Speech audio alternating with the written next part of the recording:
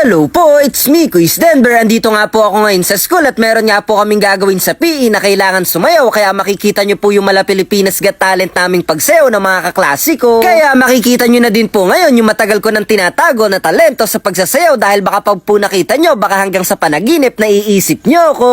Biro lang po. Pero sa totoo po, medyo kinakabahan ako dahil sa kalagayan ko po, hindi ako masyadong nahilig sa pagsasayaw. Pero ngayon po, ang nasa isip ko ay i-enjoy ko na lang para mapasaya yung mga kaklasiko dahil wala naman pong masama kung susubukan.